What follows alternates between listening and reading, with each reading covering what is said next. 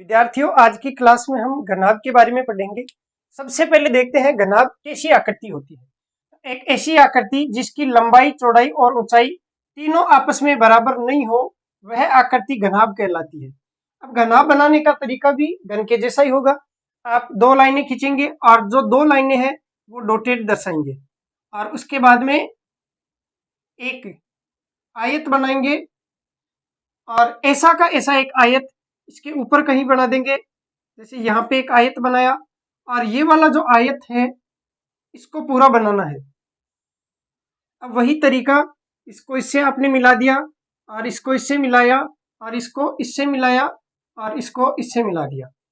आपके पास में एक आकृति बन चुकी है और ये आकृति कहलाती है घनाभ। अब घनाभ में ये जो सामने की भुजा है, ये अगर लंबाई है, इसको L से लिखें, तो ये जो भुजा है वो इसकी चौड़ाई कहलाती है और इसको विड्थ से 20 से दिखाते हैं। और ये जो ऊंचाई h है इसको आप h से दर्शाते हैं। तो घनाभ में लंबाई, चौड़ाई और ऊंचाई, हो सकता है किसी घनाभ में लंबाई और चौड़ाई बराबर हो लेकिन ऊंचाई बराबर नहीं हो सकता है तीनों ही असमान हो, या तो कोई दो समान हो या तीसरी असमान हो अथवा तीनों असमान हो। तो हम कह सकते हैं कि अगर किसी त्रिविमीय आकृति की तीनों भुजाएं बराबर नहीं हो तो वह आकृति घनाभ कहलाती है, और अगर तीनों भुजाएं बराबर कर दी जाए तो यही आकृति घन बन जाती है। तो परिभाषा इसकी नॉर्मल हो गई। उसके बाद में इसमें वही चीजें हैं जो घन में थी। 8 कोने हैं, 6 फलक है और 12 किनारे हैं। दोबारा बताने की कोई आवश्यकता नहीं है। अब हम इसमें देखते हैं सबसे पहले इसका पृष्ठीय क्षेत्रफल। इसका पृष्ठीय क्षेत्रफल है, ये इंपॉर्टेंट होता है और एग्जाम में ज्यादातर यही पूछा जाता है, पृष्ठीय क्षेत्रफल। तो पृष्ठीय क्षेत्रफल कैसे ज्ञात करते हैं? तो सबसे पहले हम देखेंगे कि आपके पास में एक घनाभ है, तो इसमें पृष्ठीय क्षेत्रफल कहाँ कहाँ से हमें ज्ञात करना है। तो आपको एक मैं घनाभ दिखाता हूँ। मेरे पास में एक बॉक्स है, ये कोई गिफ्ट का डिब्बा है और वैसे तो ये गिफ्ट का जो डिब्बा है वो मुझे शिक्षक दिवस पे किसी स्टूडेंट ने गिफ्ट किया था 2015 में, तब से इसको संभाल के रखा है। इसमें प्रीशियस गिफ्ट है। तो ये आपके पास में एक घनाभ जैसी आकृति है।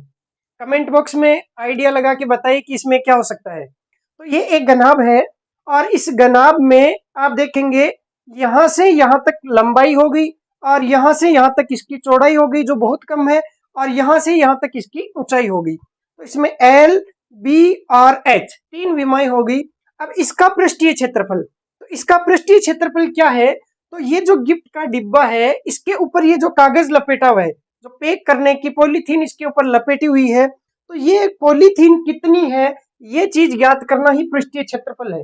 इसीलिए मैंने गिफ्ट का डिब्बा लिया है, क्योंकि गिफ्ट के डिब्बे को ऊपर से पलेटा जाता है और पलेटने में, लपेटने में जितना कागज काम में आया उस कागज का क्षेत्रफल ही पृष्ठीय क्षेत्रफल कहलाता है।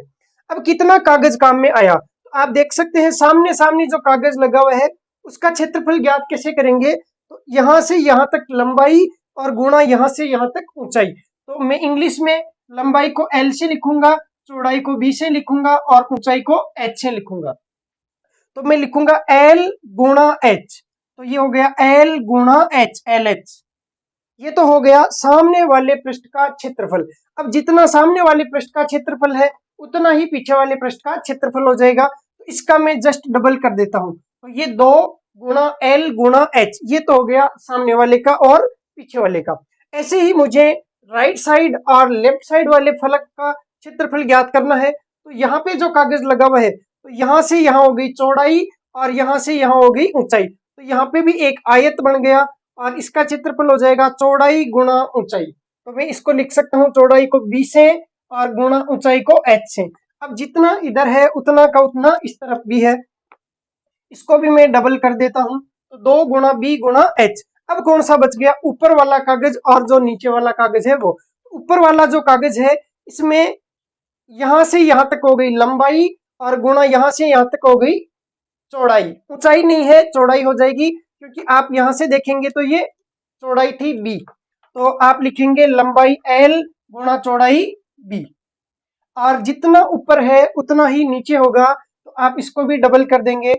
अब अगर मैं सारे पृष्ठों को जोड़ लूं तो इसका पृष्ठीय क्षेत्रफल आ जाएगा। तो मैं इसको जोड़ देता हूं। इसमें कॉमन क्या है? 2। तो पृष्ठीय क्षेत्रफल हो जाएगा 2 गुणा, अब LH plus BH plus LB। अब मैं इसको सही क्रम में लिखता हूं तो दो, सबसे पहले देखो LB, क्योंकि LBH तीन चीजें हैं तो दो दो का गुणनफल आ रहा है LB, तो इस LB को पहले लिखता हूं LB प्लस, अगला लिखूंगा BH तो इसको लिखता हूं BH प्लस, अगला लिखता हूं LH तो ये लिखूंगा LH। हिंदी में अगर इसको लिखूं तो 2 गुणा लंबाई गुणा चौड़ाई प्लस चौड़ाई गुणा ऊंचाई प्लस लंबाई गुणा ऊंचाई। अर्थात L को अगर लंबाई से लिखता हूं तो लंबाई, B को चौड़ाई से लिखता हूं तो चौड़ाई, और H को ऊंचाई से लिखता हूं तो ऊंचाई। तो दो दो का गुणनफल आ रहा है पहले लंबाई गुणा चौड़ाई प्लस चौड़ाई गुणा ऊंचाई प्लस लंबाई गुणा ऊंचाई, या ऊंचाई गुणा लंबाई, एक ही बात है। तो इन सब का हो जाएगा डबल, तो आपके पास में आ जाएगा पृष्ठीय क्षेत्रफल। अब बताइए आज के बाद में कभी पृष्ठीय क्षेत्रफल भूलेंगे क्या? बिल्कुल नहीं भूलेंगे। तो आगे हम चर्चा करते हैं, इसका एक सवाल देखते हैं। आप इसको ऐसे भी याद रख सकते हैं जैसे बचपन में आपने स्कूल में पढ़ा था, लंबाई को, चौड़ाई को और ऊंचाई को याद करने का तरीका, कि लाला की चौड़ाई या लाला की चोटी, चोटी की ऊंचाई और लाला की ऊंचाई, ऐसे भी आप पढ़ते थे पहले कि लाला की चोटी, चोटी की ऊंचाई और लाला की ऊंचाई, ठीक है। या फिर LBH है, आप इसको ध्यान में रख सकते हैं। तो इसे नोट कर लीजिए। फिर एक सवाल देखते हैं, आपने शायद नोट कर लिया होगा। अब एक सवाल लिखिए, एक घनाभ की लंबाई चौड़ाई ऊंचाई क्रम से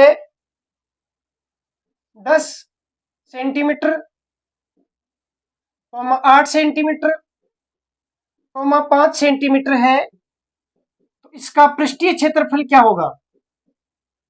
तो इसका पृष्ठीय क्षेत्रफल क्या होगा? तो ज्ञात करेंगे, सूत्र है 2 LBH, तो LB और H, आप पहले LB plus BH plus LH मान रखेंगे, दो दो का गुणनफल 10 गुणा 8 80 प्लस 8 गुणा 5 40 प्लस 10 गुणा 5 50, ये हो जाएगा 80 और 40 120 और 50 170, इसका दुगुना 340। लेकिन क्षेत्रफल है और क्षेत्रफल किस में आता है? स्क्वायर में, तो आएगा सेंटीमीटर स्क्वायर, या आप इसको ऐसे लिख सकते हैं 340 स्क्वायर को आप हिंदी में लिखेंगे तो वर्ग, और ये सेंटीमीटर को लिखेंगे सेमी, तो 340 वर्ग सेमी इसका क्षेत्रफल आ गया। और कौन से वाला क्षेत्रफल आया? पृष्ठीय क्षेत्रफल आ गया। अगला सवाल देखते हैं आयतन का। इसका आयतन कैसे ज्ञात करेंगे? तो किसी भी ठोस आकृति का अगर आपको आयतन ज्ञात करना हो, आयतन का सूत्र होता है आधार का क्षेत्रफल गुणा ऊंचाई।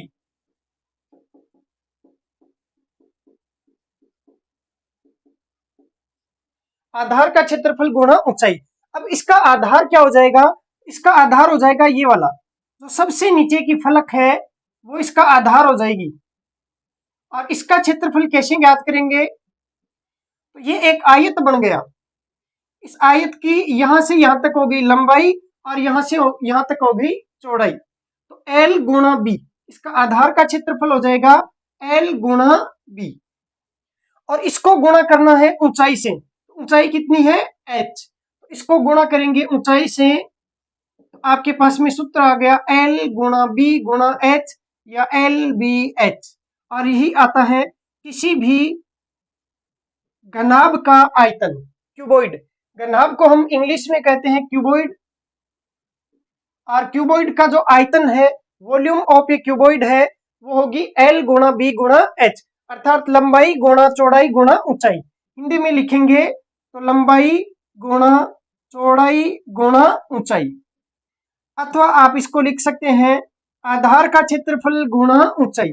परीक्षा में सवाल ऐसे भी पूछा जा सकता है कि किसी घनाभ के आधार का क्षेत्रफल 30 वर्ग सेंटीमीटर है और ऊंचाई 4 सेंटीमीटर है, तो इसका आयतन क्या होगा? तो आधार का क्षेत्रफल 30 गुणा ऊंचाई 4, 30 गुणा 4 120, और आयतन है इसलिए होगा सेंटीमीटर क्यूब में या इकाई क्यूब में या घन इकाई में। तो इसकी इकाई जो है वो हो जाएगी, आयतन है इस कारण से क्यूब में, अर्थात सेंटीमीटर क्यूब या मीटर क्यूब या किलोमीटर क्यूब भी हो सकता है।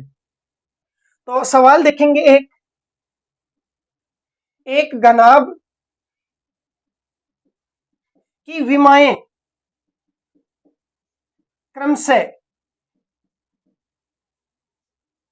7, 6, 5 सेंटीमीटर है, तो इसका आयतन क्या होगा? बिल्कुल सिंपल सवाल है, ये छोटी मोटी एग्जाम में पूछा जा सकता है, अन्यथा एसएससी में इस टाइप के सवाल पूछने की कम गुंजाइश है, क्योंकि सवाल इसके बाद में शुरू होते हैं।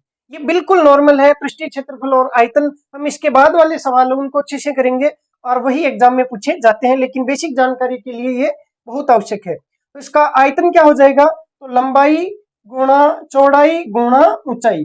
अब आप हमेशा 5 को सम संख्या से गुणा करेंगे ताकि लास्ट में गुणनफल के अंत में 0 आ जाए। तो 6 पंजे 30, 30 को 7 से गुणा करना है तो 7 21, 210, और आयतन है इस कारण से आएगा सेंटीमीटर क्यूब में, तो 210 सेंटीमीटर क्यूब इसका आयतन हो जाएगा। अगला देखते हैं, घनाभ का विकर्ण कैसे ज्ञात किया जाता है, और इसके इंपॉर्टेंट लगा लीजिए, लिखेंगे घनाभ का विकर्ण। जैसे हमने घन का विकर्ण पढ़ा था, वैसे ही हम घनाभ का विकर्ण भी पढ़ने वाले हैं। अब इस घनाभ का विकर्ण क्या होगा? जैसे कमरा जो होता है वो जनरली घनाभ आकार का होता है, अर्थात जिस रूम में आप बैठे हैं वो लगभग घनाभ आकार का ही होता है, क्योंकि उसकी लंबाई ज्यादा होती है, उसकी कंपैरिजन में उसकी चौड़ाई कम होती है, और ऊंचाई है वो हो सकता है लंबाई से चौड़ाई से थोड़ी ज्यादा हो या चौड़ाई से थोड़ी कम हो। तो लंबाई चौड़ाई और ऊंचाई अलग अलग होने के कारण से एक जो कमरा होता है उसका जो विकर्ण होता है वही घनाभ का विकर्ण होता है। और सवाल जो आता है वो यहां से आता है कि एक कमरे में रखे जा सकने वाले बड़े से बड़े डंडे की लंबाई क्या होगी? तो यहाँ पे बड़े से बड़ा डंडा रखना है, तो आप अगर इस साइड में इस कोने से रखोगे तो ये पीछे वाला कोना है ऊपर की साइड में, तो नीचे की साइड में आगे वाला कोना लेना होगा। तो यहाँ आगे वाले कोने से मिलाएंगे, और जब इसको मिलाएंगे तो जो लंबाई होगी वही इसका विकर्ण हो जाएगी। इसको मिलाते हैं, देखो ऐसे,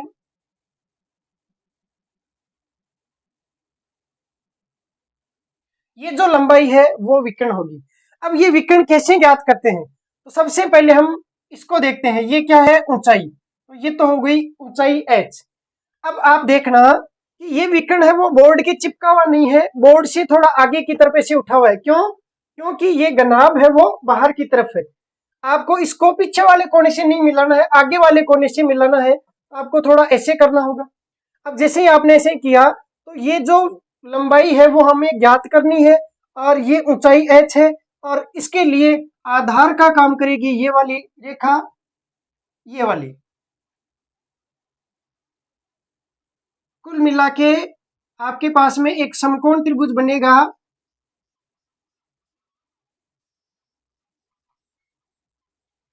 ऐसे। 3D में इसको समझिए आप, ये बोर्ड पे चिपका हुआ नहीं है, बाहर की तरफ है, जैसे मैंने आपको घर में समझाया था वैसा का वैसा इसमें भी है।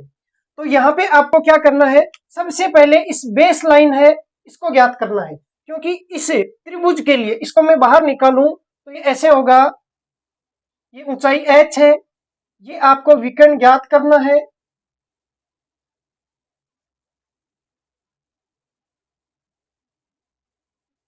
और ये जो बेस लाइन है इसको मैं तिरछी जानबूझ के बना रहा हूं, ये लो, क्योंकि ये वाली लाइन नहीं है ना ही ये वाली लाइन है, ये आधार जो है नीचे की सतह उससे तिरछी लाइन है।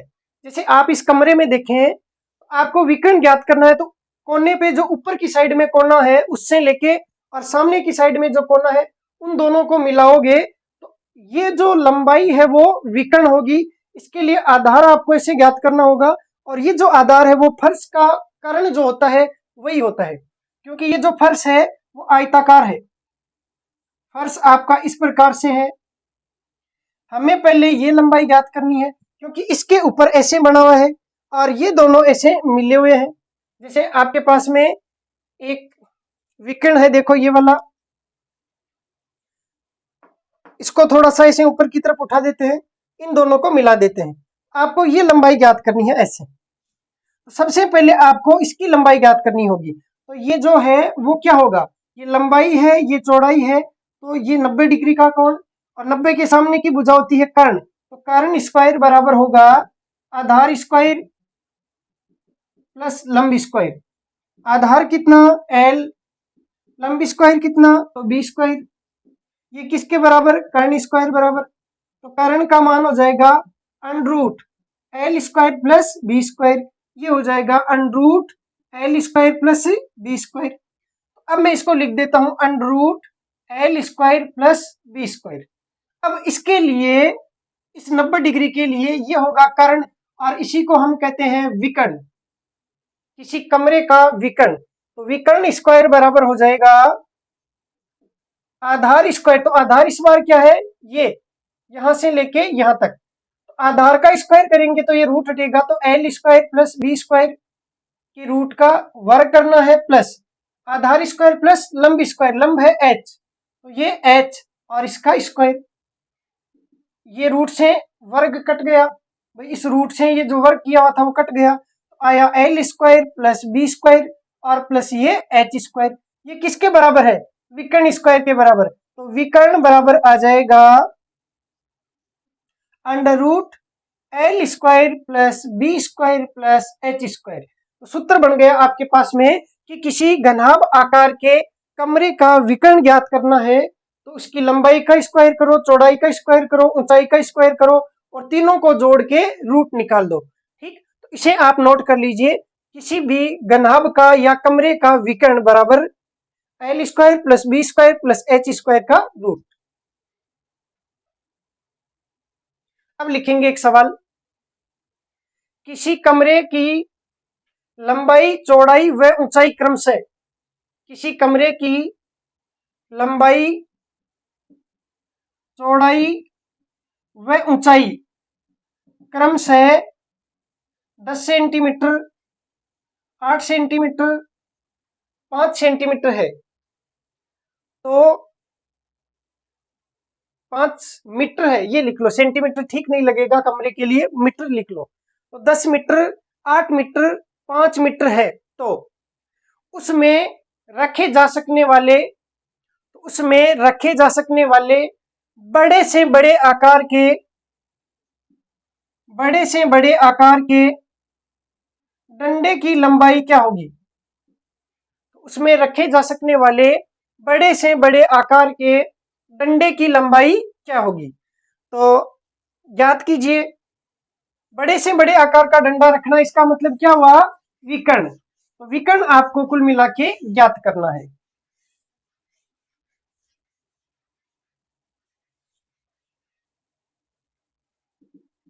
तो विकर्ण बराबर आप जानते हैं under root L square plus B square plus H square. मान रख दीजिए अंडर रूट 10 का स्क्वायर प्लस 8 का स्क्वायर प्लस 5 का स्क्वायर। 10 का स्क्वायर होता है 100, 8 का स्क्वायर होता है 64, 5 का स्क्वायर होता है 25। 100 और 64 हो गए 164, 164 में पहले 20 जोड़ो 184, और 5 जोड़ो तो 189, 189, और इसका रूट, तो रूट 189, यही आपके लिए आंसर होगा। और यहाँ पे इसकी विमा क्या होगी, मतलब यहाँ पे जो इकाई आएगी वो क्या आएगी, मीटर आएगी या मीटर स्क्वायर आएगी या मीटर क्यूब आएगी, तो बता देते हैं। देखो, लंबाई किसमें थी, मीटर में, चौड़ाई भी मीटर में, ऊंचाई भी मीटर में, तो यहाँ पे लंबाई का स्क्वायर हुआ, इसका मतलब 10 मीटर स्क्वायर, ये भी मीटर स्क्वायर, ये भी मीटर स्क्वायर, ये जुड़े तो 100 metre square plus 64 metre square plus 25 metre square, ये हो गए 189 मीटर स्क्वायर। और जब इसका रूट लगाएंगे, मीटर स्क्वायर का रूट लगाएंगे तो स्क्वायर से रूट कटेगा और 189 के तो रूट लगा हुआ रह जाएगा और मीटर का स्क्वायर हट जाएगा रूट से और केवल आएगा मीटर में।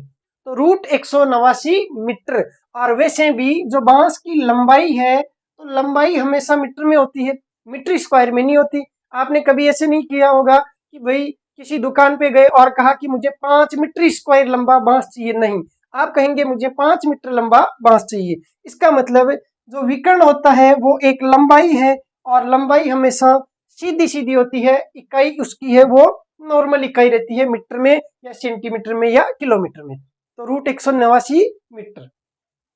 अगला आप लिखेंगे नया सवाल आयतन से रिलेटेड और पृष्ठीय क्षेत्रफल से रिलेटेड, कि जब किसी घनाभ की विमाओं में परिवर्तन कर दिया जाए या भुजाओं में परिवर्तन कर दिया जाए तो उसके कारण से उसके आयतन और क्षेत्रफल में कितने प्रतिशत परिवर्तन होता है। तो कल वाली क्लास में मैंने आपको अच्छे तरीके से पढ़ाया था कि जब किसी घन की भुजाओं में ए, बी और सी परसेंट कमी या बढ़ोतरी की जाती है तो उसके कारण से उसके पृष्ठीय क्षेत्रफल में क्या परिवर्तन होता है और उसके आयतन में क्या परिवर्तन होता है। जिन्होंने कल की क्लास नहीं देखी वो पहले कल वाली क्लास देखें। और वैसे भी मैथ में एक क्लास दूसरी से रिलेटेड होती है, तो आप बेहतर रहेगा कि क्षेत्रमिति की पहली, दूसरी, तीसरी क्लास से रेगुलर क्लास लीजिए, तभी आपको अच्छे से समझ में आ पाएगा। तो टाइम वेस्ट ना करते हुए आगे बढ़ते हैं। देखो, जब किसी घनाभ, आप लिख लीजिए साथ में, जब किसी घनाभ की लंबाई, चौड़ाई, ऊंचाई में क्रमशः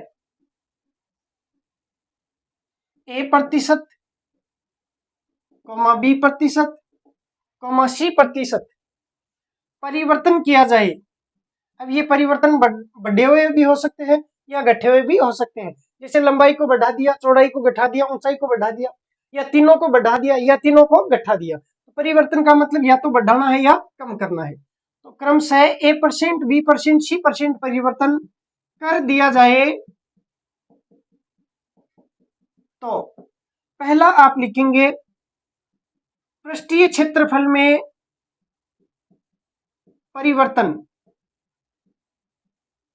ये तो हो जाएगा plus minus A plus minus B plus minus A B और बट्टे 100। अगर इसका उत्तर प्लस में आता है इसका मतलब रिजल्ट पॉजिटिव आएगा, अर्थात बढ़ोतरी होगी। अगर इसका मान निगेटिव आता है इसका मतलब क्षेत्रफल में कमी होगी, पृष्ठीय क्षेत्रफल में कमी होगी। और दूसरा बिंदु लिखेंगे आयतन। और आयतन में क्या परिवर्तन होगा। आयतन में कितनी चीजें होती है, 3, लंबाई, चौड़ाई और ऊंचाई। और वैसे आयतन होता है वो सेंटीमीटर क्यूब में होता है, तो 3 चीजें आएगी। इसका मतलब ए, बी और सी तीनों आएंगे। तो plus minus A plus minus B plus minus C, और उसके बाद में दो दो का गुणनफल आएगा, तो plus minus A B plus minus B C plus minus A C, और बट्टे में आएगा 100, और फिर तीनों का गुणनफल आएगा तो plus minus A B C, और बट्टे में यहाँ पे 100 एक बार आया, अगले पद में 100 2 बार आएगा, तो 100 गुणा 100 बट्टे में। इसे नोट कर लीजिए। फिर देखते हैं एक सवाल, लिखेंगे एक सवाल, किसी घनाभ की लंबाई, चौड़ाई व ऊंचाई में क्रमशः, किसी घनाभ की लंबाई, चौड़ाई व ऊंचाई में क्रमशः 10% वृद्धि,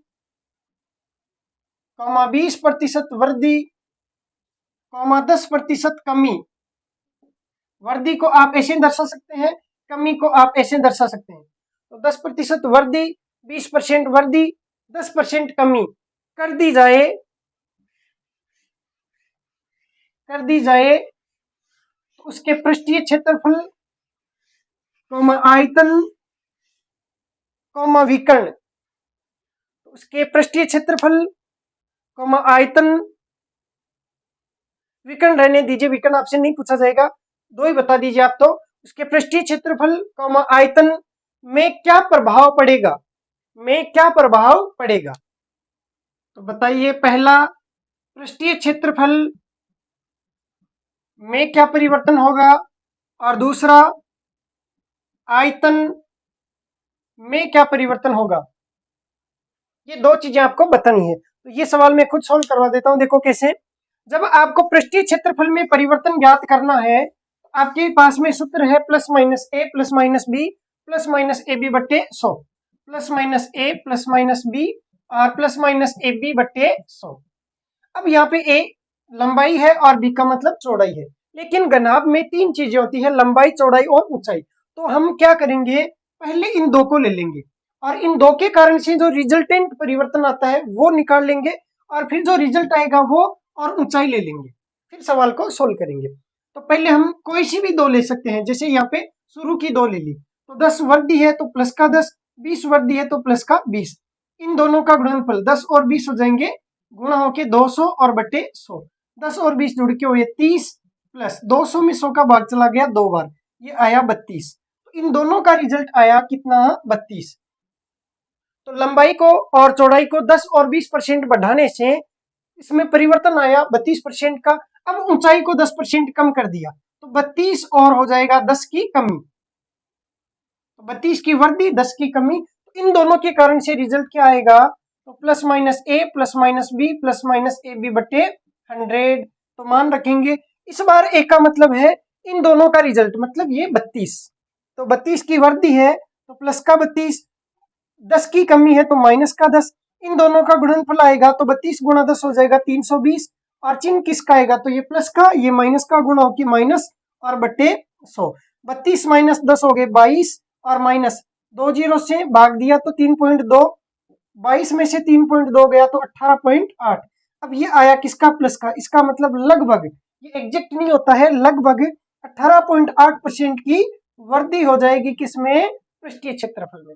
अब बताइए, पृष्ठीय क्षेत्रफल वाला सवाल है वो एग्जाम में पूछने लायक है क्या, नहीं है। तो कंपटीशन एग्जाम में बहुत कम संभावना रहती है कि आपको पृष्ठीय क्षेत्रफल में परिवर्तन पूछा जाएगा, आपको केवल और केवल आयतन में परिवर्तन पूछा जाएगा। लेकिन घन में मैंने बताया था, इसलिए घनाभ में भी बताना जरूरी था। तो दूसरा लिखेंगे अपन, आयतन में परिवर्तन क्या होगा। आयतन में परिवर्तन के लिए सूत्र है plus minus A plus minus B plus minus C, और पूरा सूत्र लिख देता हूं देखो, फिर दो दो का गुणनफल और बट्टे 100, और फिर तीनों का गुणनफल और बट्टे में 100 दो बार आएगा। तो plus minus A plus minus B plus minus C और plus minus A B plus minus B C plus minus A C और पूरे के बट्टे में 100, और उसके बाद में plus minus A B C और बट्टे में 100 गुणा 100। मान रख दीजिए, ए की जगह तो कितना है 10 की वृद्धि, बी की जगह 20 की वृद्धि, सी की जगह 10 की कमी। तो ए की जगह प्लस का 10, बी की जगह प्लस का 20, सी की जगह माइनस का 10। फिर यहाँ पे प्लस या माइनस कोई सा भी चिन्ह आ सकता है, वो डिपेंड करेगा इसके गुणनफल पे। तो ए और बी गुणा होगा तो 10 गुणा 20 हो गया 200, ये दोनों गुणा होंगे तो 20 और 10 गुणा होके हो गए माइनस का 200, ये इससे गुणा होगा तो 10 और 10 गुणा होके हो जाएंगे माइनस के 100, पूरे के बट्टे में 100 प्लस माइनस। जब ये तीनों गुणा होंगे तो प्लस और प्लस गुणा होके प्लस, प्लस माइनस से गुणा होगा तो माइनस, तो सीधा माइनस ही लिख देते हैं, माइनस 10 गुणा 20 हो गया 200, 200 गुणा 10 हो गया 2000, तो ये लो 2000 और बट्टे में 100 गुणा 100, 1 2 3, 1 2 3, 2 में 10 का भाग जाएगा तो 0.2।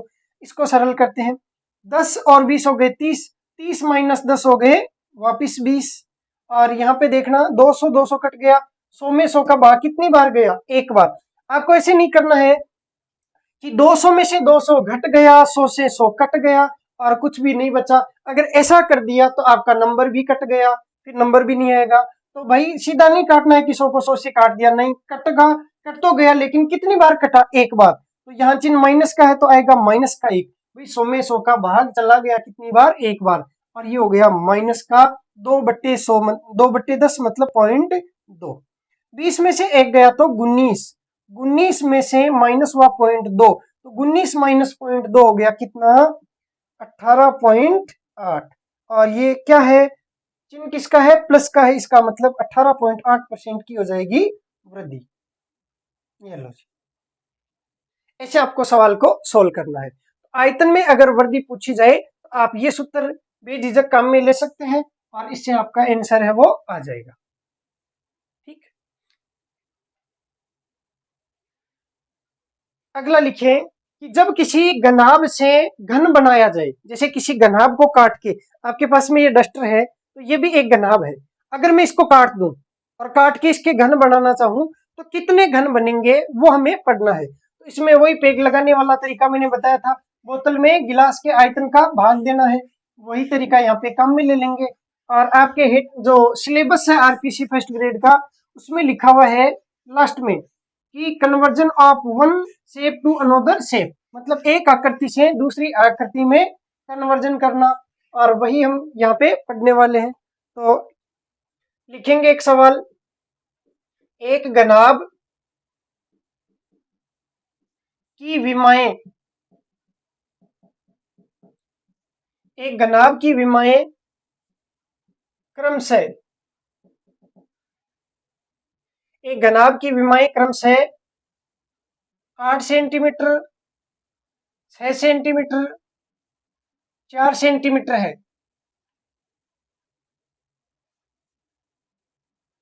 इसे काटकर 2 सेंटीमीटर बुझा के कितने घन बनाए जा सकते हैं। इसे काटकर 2 सेंटीमीटर बुझा के कितने घन बनाए जा सकते हैं। तो आपको ज्ञात करनी है घनों की संख्या। तो जब संख्या ज्ञात करते हैं तो बोतल में भाग देना है गिलास का, मतलब बड़ी वस्तु के आयतन में, बड़ी वस्तु का आयतन है उसमें भाग देना है छोटी वस्तु की आयतन का, छोटी वस्तु का आयतन। बड़ी वस्तु क्या है? घनाभ। तो घनाभ के आयतन में भाग देना है घन के आयतन का। तो घनाभ का आयतन हो जाएगा 8 गुणा 6 गुणा 4 और बटे घन का आयतन हो जाएगा भुजा की क्यूब, मतलब 2 का क्यूब। तो 2 का क्यूब या 2 गुणा 2 गुणा 2, 2 का क्यूब से 8 कट गया और 6 गुणा 4 हो गया 24। तो कुल मिला के 24 घन बनेंगे। अब इसको डायग्राम से देखते हैं कि किस प्रकार से एक बड़े घन को काटा जाता है और छोटे घन बनाए जाते हैं। तो सवाल यही रखते हैं और इसी सवाल को डायग्राम से सोल्व करके एक बार चेक कर लेते हैं। आपके पास में एक घनाभ है जिसकी लंबाई 8 सेंटीमीटर है, 8 सेंटीमीटर भुजा का कोई घनाभ है वो बना लेते हैं, और इसकी चौड़ाई है वो 6 सेंटीमीटर रखते हैं और ऊंचाई है 4 सेंटीमीटर रख लेते हैं। अब इसको काट कर देखते हैं। तो जब काटना होता है तो सबसे पहले हम लंबाई को काटेंगे। तो लंबाई 8 सेंटीमीटर है, दो दो भुजा के काटने हैं, इसका मतलब 4 कट लगाने होंगे। 1 2 3 कट इसके लगाने होंगे ताकि 4 टुकड़े हो जाएं। अब इसको अलग कलर से दर्शा लेते हैं, जैसे रेड कलर से दर्शाते हैं। तो पहली बार आप चाकू रखेंगे और नीचे तक इसको काट देंगे, दूसरी बार यहाँ चाकू रखेंगे नीचे तक काट देंगे, तीसरी बार चाकू रखेंगे और नीचे तक काट देंगे। लंबाई आपने काट दी है। अब चौड़ाई को भी काटना है, तो चौड़ाई है 6, 6 को काटना है दो दो में, तो 3 टुकड़े करने हैं और 3 टुकड़े करने के लिए 2 कट लगाने होंगे। तो पहला कट चाकू रखा और नीचे तक काट दिया, दूसरी बार कटेंगे तो चाकू रखेंगे और इसको नीचे तक काट देंगे, तीसरी बार काटेंगे नहीं क्योंकि 3 टुकड़े हो चुके हैं। अब हमें काटना है इसकी ऊंचाई को। ऊंचाई है 4 सेंटीमीटर या 4 मीटर, तो 4 को काटना है दो दो के टुकड़े में, तो एक कट लगाना होगा। तो ये आपने चाकू रखा और इसको अंदर तक काट दिया, ये लो जी। तो अब इसके टुकड़े हो चुके हैं, प्रत्येक टुकड़ा है उसकी लंबाई 2, चौड़ाई 2 और ऊंचाई 2। अब आप देखेंगे ये जो ऊपर वाली परत है इसमें कुल कितने घन है? 1 2 3 4, 4 की 3 लाइनें हैं, तो 4 3 12, 12 घन तो हो गए ऊपर वाली परत में, तो 12 ही इसके नीचे वाली परत में। तो कुल मिला के कितने घन होंगे? 24 घन होंगे। इस प्रकार से किसी घनाभ को काट के और छोटे घनों में इसको परिवर्तित करना है, तो छोटे घनों की संख्या ज्ञात करने के लिए घनाभ के आयतन में घन के आयतन का भाग दे देना है, डायरेक्ट उत्तर आ जाएगा। ठीक, इससे आगे हम पढ़ेंगे कल की क्लास में। धन्यवाद।